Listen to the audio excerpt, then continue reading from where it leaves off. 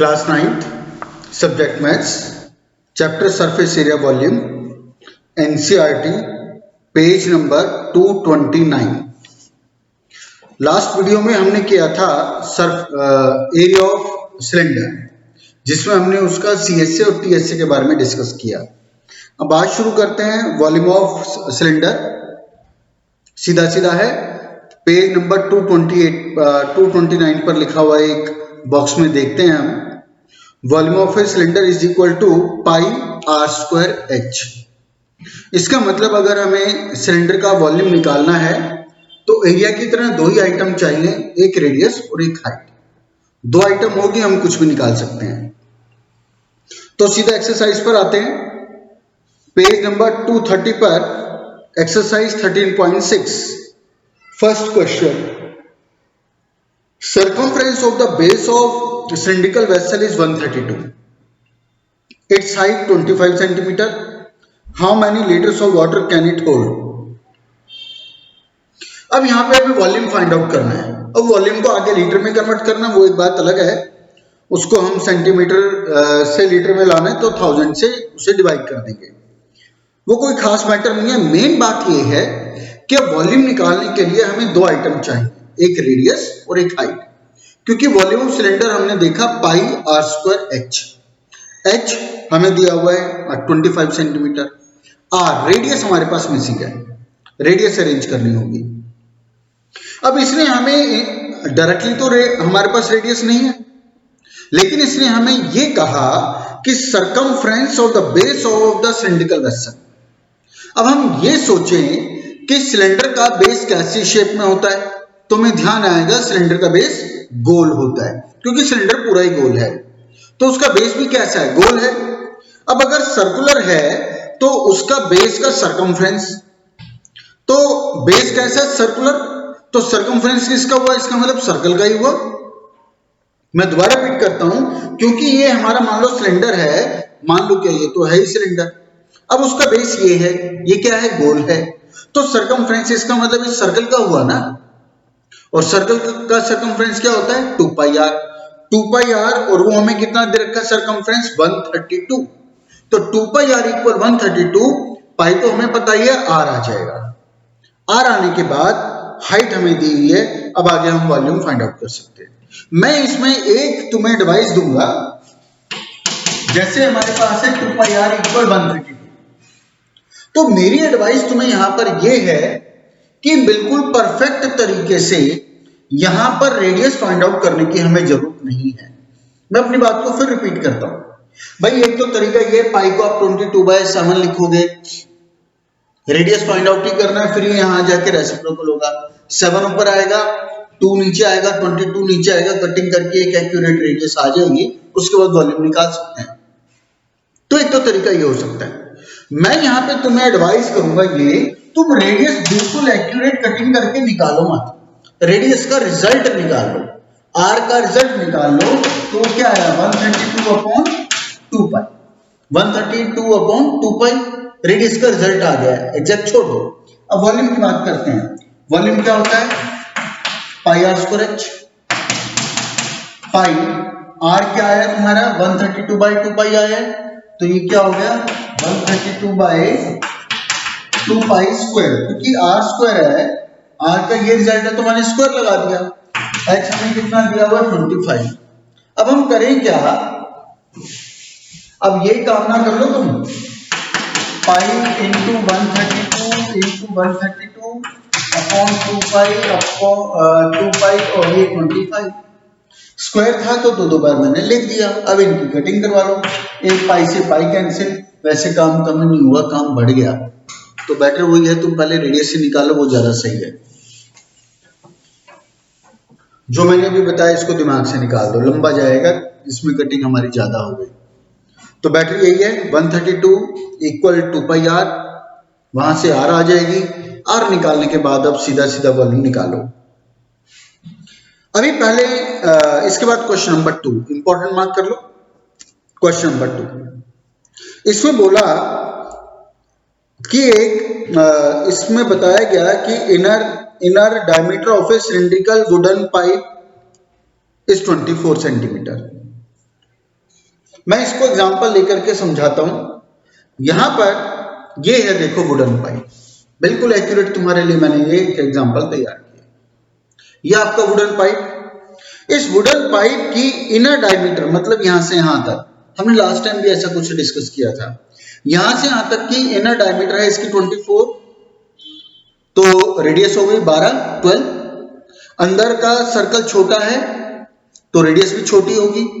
तो अंदर का डायमीटर अगर 24 है तो इसकी रेडियस इतनी होगी आधी, 12 सेंटीमीटर, छोटा आर। ठीक।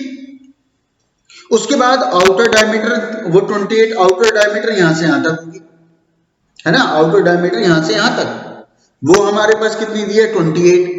तो इनर रेडियस कहां से कहां तक होगी, यहां सेंटर से लेकर यहां तक होगी, है ना, तो वो कितनी हो जाएगी 14, यानी बड़ा आर। आउटर सर्कल बड़ा है उसकी रेडियस बड़ी होगी, इनर सर्कल छोटा है इसका रेडियस छोटा होगा, बड़ा आर 14 है, छोटा आर 12 है। दो आइटम हमारे पास तैयार है। Length of the pipe is 35, pipe 35 centimetre long है, ये उसकी हाइट हो गई। चलो अब वो कहता है find the mass of the pipe if 1 centimetre cube of would has a mass of 0.6 ग्राम। कुल मिला के, अब ये तुम देख ही रहे हो परफेक्ट एग्जांपल है, वुड का ही बना हुआ है पाइप। अब इस पाइप में ये जो वुड लगी हुई है, इस वुड का मास निकालना है आपको, और इसमें पाइप में जो वेट है इस वुड की वजह से ही है। अब वुड का अगर आपको मास वेट निकालना है तो पहले उसकी वॉल्यूम निकालनी पड़ेगी। वॉल्यूम निकालने के बाद जो भी आएगी वॉल्यूम, उसको 0.6 ग्राम से मल्टीप्लाई कर देंगे तो इसमें इसका मास आ जाएगा, वेट आ जाएगा कितना है। तो मेन हमारा क्वेश्चन ये है कि हम इस पाइप को बनाने में जितना ये वुड लगा, इस वुड की वॉल्यूम कैसे निकालें। सोचो पहले तुम, volume of wood used in making the pipe, इस वुड की वॉल्यूम हम कैसे निकालें, सोचो। तो इतना इसके लिए टाइम काफी था। सीधा सीधा बात है, आउटर वॉल्यूम में से इनर वॉल्यूम माइनस हटा दूं तो ये वाली बच गई, सीधा सीधा बात है। अगर आउटर वॉल्यूम में से इनर वॉल्यूम माइनस कर दी जाए तो ये वुड यूज्ड का वॉल्यूम आ गया ना, सिंपल है। तो अब आप इसको लिखोगे ऐसे, जो मैं स्टेटमेंट बता रहा हूं ये आपको अपने सॉल्यूशन में प्रेजेंट करना है। अब यहां पे दो रेडियस थी बेटा, एक तो बड़ी वाली रेडियस थी 14, एक अंदर वाली छोटी रेडियस है जो 12 है। तो हमें ये स्टेट करना पड़ेगा। सबसे पहले लिखेंगे बड़ा आर एंड छोटा R be the radii of the pipe, या इसको ऐसे लिख लो, लेट बड़ा R be the radius of outer cylinder या पाइप, और छोटा R be the radius of the, या छोड़ो आप इसको, हाँ चलो ऐसे इसको ले लो, लेट बड़ा R be the outer radius of the pipe and छोटा R be the inner radius of the pipe. अब ये स्टेटमेंट बिल्कुल ठीक हो गई, such that capital R is equal to वो 14 सेंटीमीटर एंड छोटा R is equal to 12 centimetre, full stop. Next time में लिखेंगे लेट एच, छोटा बड़ा जैसे मर्जी बनाए, क्योंकि एच तो पाइप की जितनी बाहर है उतनी अंदर से भी वही हाइट है। Let H be the height of the pipe. Next अब आप लिखोगे volume of wood used in making the pipe, क्योंकि सबसे पहले हम वॉल्यूम ऑफ वुड यूज्ड ही निकालना पड़ेगा, वो जब आएगा उसके बाद हम उसका मास निकाल पाएंगे। तो नेक्स्ट टाइम में हम लोग लिखेंगे volume of wood used in making the pipe is equal to outer volume minus inner volume of the pipe. Sentence दोबारा रिपीट कर रहा हूं, volume of wood used in making the pipe is equal to outer volume minus inner volume of the pipe. Outer volume के लिए radius बड़ा होगा, inner के लिए रेडियस छोटा होगा। नेक्स्ट टाइम में फिर हम लिख देंगे वॉल्यूम ऑफ पाइप क्या है, pi R square H. Outer के लिए पाई या बड़ा R square H minus pi छोटा आर स्क्वायर एच। आउटर का रेडियस बड़ा होगा, अंदर का छोटा होगा। पाई एच कॉमन आ गया, अंदर क्या बच गया, बड़ा आर स्क्वायर माइनस छोटा आर स्क्वायर, और छोटा कर लो, pi H A square minus B square, A plus B A minus B. But इसको A square minus B square करें ऐसे जरूरी नहीं है, लेकिन अगर हम ये आदत डाल लेंगे तो हमें आगे जाके इसके बहुत अच्छे रिजल्ट्स, बहुत अच्छे बेनिफिट मिलेंगे। अब यहाँ क्या है, 14 प्लस 12, 14 माइनस 12, माइनस ही करना, स्क्वायर का चक्कर ही खत्म है। एच हमारे पास 25 है, पाई हमारा वो 22/7 है, कटिंग करके जो भी आंसर आएगा आ जाएगा। अब इसको सॉल्यूशन को मैंने देखा है हर साल, जैसा मैं देखता हूं कुछ स्टूडेंट्स करते क्या है, पहले आउटर वॉल्यूम निकालेंगे अलग से, बिल्कुल सिंप्लीफाई करके, कटिंग रिड्यूस करके एग्जैक्ट वॉल्यूम निकालेंगे, फिर इनर रेडियस निकालेंगे अलग से, पूरा कटिंग रिड्यूस करके उसको भी पूरा निचोड़ के वैल्यू निकाल देंगे। जब वो दोनों की आउटर और इनर की अलग अलग वैल्यूज आ जाएगी, वॉल्यूम आ जाएगी, फिर उनको करेंगे माइनस। तो ये वाला तरीका गलत बिल्कुल भी नहीं है, लेकिन अच्छा भी नहीं है, हमें इसकी आदत बिल्कुल नहीं डालनी। जब हमें पता है कि आउटर वॉल्यूम में से इनर वॉल्यूम आगे जाके माइनस होगी, तो हम क्यों से अलग अलग निकालें। अलग निकालना गलत नहीं है, लेकिन टाइम कंज्यूमिंग है। क्यों? अलग वॉल्यूम के लिए पहले पाइप को लेके इसकी कटिंग भुगतोगे अलग, कटिंग मल्टीप्लिकेशन डिवीजन, और इसकी कटिंग मल्टीप्लिकेशन बियर करनी पड़ेगी अलग। जब वो अलग अलग मल्टीप्लिकेशन डिवीजन करके हम स्ट्रगल कर लेंगे, तब जाके माइनस करना है, टाइम आपका बहुत लगेगा। और इस तरीके से अगर हम लोग चलें कि हमें पता है आगे जाके माइनस होगा, तो टाइम डेफिनेटली आधा लगेगा और कटिंग का काम तो बहुत सिंप्लीफाई हो चुका होगा। बेशक तुम ये एक्सपेरिमेंट करके देखो, आउटर वॉल्यूम निकालो अलग बिल्कुल, इनर निकालो अलग बिल्कुल सिंप्लीफाई करके, उसके बाद करो माइनस, देखो कितना टाइम तुम्हें लगा। और ये वाले तरीके से करके देखो, देखो तुम्हें कितना टाइम लगा। गारंटेड 50% टाइम आपका रिड्यूस होगा और कटिंग में बहुत कम आपका स्ट्रगल होगा। तो इस क्वेश्चन के साथ मैं एक बात और फिर बोलूंगा कि कोई भी चीज जो अंदर से खाली है, हॉलो है, क्या क्या, पाइप अंदर से खाली होता है, ट्यूब अंदर से खाली होती है, हॉलो सिलेंडर अंदर से बोलने में ही आ रहा है खाली है। तो कोई भी चीज अगर अंदर से खाली है, उसकी अगर वो वॉल्यूम की करेगा बात, find the volume of the pipe, find the volume of tube, find the volume of hollow cylinder, तो याद रखना उसका मतलब outer volume minus inner volume है। तुम्हें नहीं बोलेगा वो ऐसा कुछ, हमें खुद ये बात रिटेन होनी चाहिए, याद रहनी चाहिए कि पाइप के केस में, ट्यूब के केस में, या कोई भी चीज जो अंदर से होलो है, वहां वॉल्यूम का मतलब outer volume minus inner volume है, जो हमने ये काम किया। ये बात मैं हर साल 9th में रिपीट करता हूं, कई बार रिपीट करता हूं, आज भी मैंने काफी बार रिपीट किया। सेम कंसेप्ट तुम 10th में जाके पढ़ोगे, 10th में भी काफी बार रिपीट किया जाता है, लेकिन उसके बावजूद मैं देखता हूं स्टूडेंट्स, जब वो पाइप की वॉल्यूम की बात करता है क्वेश्चन में, ट्यूब की वॉल्यूम का बात करता है, सीधा सीधा पाई आर स्क्वायर ऐसे लगा देते हैं, आउटर माइनस इनर कुछ करते ही नहीं है। तो आपको इस गलती को करने से बचना है, और बचोगे तब जब इसको याद रखोगे। आगे चलते हैं, क्वेश्चन नंबर 3, डायरेक्ट इसको कर रहा हूं, ना करो, तुम्हारी कोई खास बात नहीं है। एक रेक्टेंगुलर बेस का यानी क्यूबॉइड है इस क्वेश्चन में, और एक सिलिंड्रिकल वेसल है। अब इसमें पूछता है किसकी कैपेसिटी ग्रेटर है और कितनी ग्रेटर है। तो सीधी सीधी बात है, दोनों की वॉल्यूम निकालेंगे और कंपेयर करके दिखा देंगे। आगे चलते हैं, क्वेश्चन नंबर 4 में लेटरल सरफेस एरिया CSA हमने लास्ट वीडियो में किया। CS ऑफ सिलेंडर क्या था, 2πRH। 2πRH हमें क्वेश्चन में दिया हुआ है 94.2, हाइट दी गई है 5, 2πRH is equal to 94.2, H हमें दिया गया है, यहां से क्या बचा, रेडियस, वो आ जाएगा।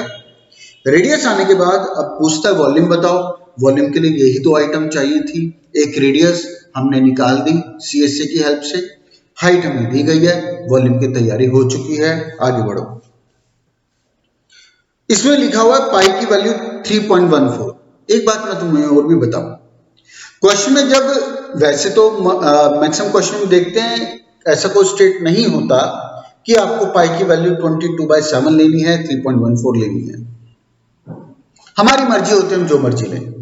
इस क्वेश्चन में 3.14 दिया है, तो यहां भी हमारी मर्जी है, हम चाहें तो 3.14 ही लें जो इसने हमें डायरेक्शन दी, या हमारी मर्जी हम 22/7 ले लें। आंसर गलत नहीं आएगा, थोड़ा बहुत डेसिमल में फर्क आ सकता है, लेकिन अगर क्वेश्चन में 3.14 दिया हुआ है या वो कहे यूज पाई इक्वल 22/7, तो इसका मतलब ये बिल्कुल भी नहीं है कि वो मैंडेटरी है, हमें उसी को करना पड़ेगा यूज, अदरवाइज एग्जामिनर गलत कर देगा, ऐसा बिल्कुल नहीं है। एग्जामिनर अगर हमें पाई की वैल्यू डायरेक्शन देता है कि आप 3.14 या 22/7 लो, तो उसका पर्पस केवल यही है कि अगर आप हमारी डायरेक्शन में दी गई वैल्यू अगर यूज करोगे तो उससे इसकी कटिंग रिड्यूस हो रही होगी। तो इस क्वेश्चन में 3.14 लेने से पॉसिबल है कि कटिंग काफी सिंप्लीफाई हो रही हो और इसके पीछे कोई पर्पस नहीं है। क्वेश्चन नंबर 5 इंपॉर्टेंट मार्क कर लो। क्वेश्चन नंबर 5 में एक सिंडिकल वेसल है, उसके इनर सीएसए को 20 रुपीज पर मीटर स्क्वायर का रेट है। 20 रुपीज के हिसाब से पेंट करने का 2200 यहां पे कॉस्टिंग आती है। सिलेंडर का हाइट यानी कि डेप्थ दी गई है 10। फर्स्ट पार्ट में पूछा है find the inner surface area of the vessel. तो पहले तो तुम सोचो कि सीएसए हम इसका कैसे निकालेंगे। सोचो, हमें कॉस्ट दी हुई है, हमें उसकी हाइट दी गई है और हमें उसका रेट पर मीटर स्क्वायर दिया गया, हम एरिया कैसे निकालेंगे। इतना टाइम काफी है, अब मैं बोलता हूं। वैसे तो मुझे उम्मीद है तुमने ठीक सोचा होगा, क्योंकि ये हमारा पुराना एक्सपीरियंस है, फर्स्ट एक्सरसाइज में भी हमने इसके ऊपर कंसेप्ट किया था। भाई टोटल कॉस्ट कब आती है? जब आप उसके एरिया को, एरिया चाहे वो सीएसए रहा हो या टीएसए जो भी रहा हो, जब आप उसके एरिया को रेट से मल्टीप्लाई कर देते हो तब टोटल कॉस्ट आती है। तो यहां पे उल्टा करना है हमें, टोटल कॉस्ट को जो 2200 दी गई है रेट से डिवाइड कर देंगे, मतलब 20 से डिवाइड कर देंगे, तो वापस क्या आ जाएगा? एरिया आ जाएगा। अब डिसाइड ये करना है कि वो सीएसए आएगा या टीएसए आएगा, या नीचे से बंद हुआ आएगा या ऊपर से बंद हुआ आएगा या सारा बंद किया हुआ आएगा। तो उसका डिसीजन हमारे पास कैसे होता है? क्योंकि क्वेश्चन में हमें शुरू में बोला गया है कि इनर सरफेस एरिया सिर्फ अंदर से किया है, मतलब उसके लेटरल पोर्शन को, उसके कर्व पोर्शन को, ऊपर नीचे ढक्कन की वो कोई बात ही नहीं कर रहा। तो अंडरस्टूड है। 2200 को जो टोटल कॉस्ट थी, रेट यानी 20 से डिवाइड करके वो भी सीएसए ही आएगा, कर्व सरफेस एरिया ही आएगा। तो जब 2200 को आप 20 से डिवाइड करोगे तो वो हमारा सीएसए जो होता है 2πRH। 2πRH तुम्हें याद होगा। तो खैर वो हमारा इनर एरिया आ गया 2πRH, H हमें दिया गया है, यहां से रेडियस आ जाएगी, रेडियस आ गई, H हमें दी गई थी, बची वॉल्यूम कैपेसिटी, वो अब हम निकालने की पोजीशन में आ गए। इसमें मैं तुम्हें एक बात बोलूंगा, क्योंकि इसने जानबूझ के ये लिखा है इनर कट सरफेस एरिया। बेटा बात बहुत छोटी छोटी है, लेकिन ये क्वेश्चन को पूरे मार्क से वो दिलवाने के लिए बड़ी वैल्यू रखती है। अब इसने इनर कट सरफेस कहा है तो इसका मतलब आउटर अलग रहा होगा। आउटर का कोई काम नहीं है, लेकिन आउटर भी जरूर रहा होगा। अब आउटर रहा होगा तो उसका रेडियस बड़ा होगा, इनर की बात कर रहा है तो वो रेडियस छोटा होगा। तो आपको यहां स्टेट करना है लेट छोटा R be the radius of the cylindrical vessel, let छोटा r be the radius of the cylindrical vessel, h be the height of the cylindrical vessel, such that छोटा r तो खैर हमारा गायब ही है, h हमें 10 मीटर दिया हुआ है, तो छोटा r आपको लेटर वो स्टेट करना पड़ेगा। आगे चलते हैं क्वेश्चन नंबर 6 पर। ये capacity of closed cylindrical vessel. वैसे तो जब हम वॉल्यूम की कैपेसिटी की बात करते हैं तो उसमें कोई मीनिंग नहीं है कि वो बंद है या खुला हुआ है, क्योंकि कैपेसिटी तो कैपेसिटी है। वो तो एरिया में चक्कर पड़ता है कि वो क्लोज्ड है, एक तरफ से खुला हुआ है या सारी तरफ से खुला हुआ है, जो भी है। तो कैपेसिटी वॉल्यूम में क्लोज्ड से हमें कोई इफेक्ट नहीं पड़ता। तो कहता है कैपेसिटी यानी volume of a closed cylindrical vessel जो 1 मीटर का है इज 15.4 लीटर। अब पहले तो इस लीटर को हम करेंगे कन्वर्ट वापस मीटर क्यूब में या सेंटीमीटर में ले आओ। अब हमें पता है 1000 सेंटीमीटर क्यूब 1 लीटर के बराबर है ना। तो अब यहां पर 15.4 को 1000 से मल्टीप्लाई कर देंगे तो वापस सेंटीमीटर क्यूब में वॉल्यूम आ गई। 15.4 को 1000 से मल्टीप्लाई कर देंगे तो सेंटीमीटर क्यूब में वॉल्यूम आ गई। और हाइट हमें यहाँ पे दी गई है 1 मीटर, इसको भी अब सेंटीमीटर में लाना पड़ेगा क्योंकि वॉल्यूम को मीटर क्यूब में ले आए, वो हो गया 100 सेंटीमीटर। तो हाइट हमारे पास है, वॉल्यूम हमारे पास है, बची रेडियस वो आ जाएगी। उसके बाद हमसे पूछता है कि इस क्लोज्ड सिलेंडर को बनाने के लिए कितनी शीट चाहिए। तो तुम समझ गए होगे कि यहाँ इसने क्लोज्ड लिखा क्यों। क्लोज्ड का मतलब वॉल्यूम से नहीं था, इसने ये पूछा कि इस सिलिंड्रिकल वेसल को बनाने के लिए कितनी शीट चाहिए। तो इसका मतलब क्या हुआ, अब क्योंकि क्लोज्ड सिलेंडर इसने बनाने की बात की है तो टीएससी ऑफ सिलेंडर पे काम करना होगा हमें यहाँ पे। क्वेश्चन डबल हो गया। वॉल्यूम को एक तो आप लीटर को पहले सेंटीमीटर क्यूब में लाएंगे, हाइट मीटर में उससे भी सेंटीमीटर में ले आओ, तो जो रेडियस आएगी वो भी सेंटीमीटर में आ जाएगी। रेडियस हमने फाइंड आउट कर ली, हाइट हमें 100 सेंटीमीटर दिया हुआ था, दोनों चीज हमारे पास रेडी हो गई।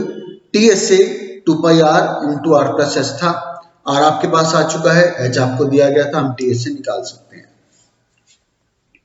क्वेश्चन नंबर पहले 8 पर आ जाते हैं। क्वेश्चन नंबर 8 में एक सिलिंड्रिकल बाउल है, उसका डायमीटर 7 तो रेडियस हो गया 3.5। एडवाइस मैं करूंगा 3.5 मत लिख के चलना, 7/2 लिख के चलना। फायदा क्या होगा, जब 22/7 लिखोगे 7 से 7 कटेगा, नीचे वाला 2 22 को काटेगा। तो वो मैंने लास्ट वीडियो में भी तुम्हें इस चैप्टर के लिए बोला था, कहीं भी डायमीटर दी गई है 24 है, बाय 2 करके उसे आराम से 12 लिख ही लेंगे, 28 था 14 लिख ही लेंगे। लेकिन जब ऐसा हो जिसमें डेसिमल में आ रहा है, डेसिमल में लिखने के बजाय आप 2 लेकर के चलो, हमें कटिंग का बेनिफिट मिलता है और वो तुम देखोगे। तो खैर डायमीटर हमारे पास 7 था, रेडियस हो गया 7/2, हाइट हमें दी गई है 4 सेंटीमीटर। अब वो पूछता है हॉस्पिटल में 250 पेशेंट्स हैं, उनको आपको ये सूप करना है तो कितना लेकर के आएंगे। अंडरस्टूड, वॉल्यूम की बात ही होगी। तो एक सिलिंड्रिकल बाउल का वॉल्यूम निकाल के 250 से मल्टीप्लाई कर देंगे, टोटल वॉल्यूम आ गई। क्वेश्चन नंबर 7, एक लेड पेंसिल है। अब पेंसिल में आपको पता है अंदर वो ब्लैक वाला ग्रेफाइट होता है, बाहर वो वुडन है। अब यहां पर हमें पेंसिल का जो एग्जैक्ट पूरा बाहर से बाहर तक जो वो उसका डायमीटर है वो 7 mm है, और अंदर जो पतली वाली लेड है यानी ग्रेफाइट है उसका हमें डायमीटर दिया गया है। पेंसिल है वो आपकी सिलिंड्रिकल, अंदर ग्रेफाइट है वो भी सिलिंड्रिकल ही होता है। पेंसिल की लेंथ है 14 सेंटीमीटर, इतनी ही लेंथ इसका मतलब अंदर उसकी ग्रेफाइट की भी होगी, हाइट तो दोनों का सेम है। अब पहले तो कहता है volume of would, volume of would बताओ। अब भाई सीधी सी बात, उस पेंसिल में से अगर लेड बाहर कर दी जाए, उस पेंसिल में से अगर पूरी लेड को बाहर निकाल दिया जाए तो वो भी ऐसा पाइप ही तो बच जाएगा, है ना।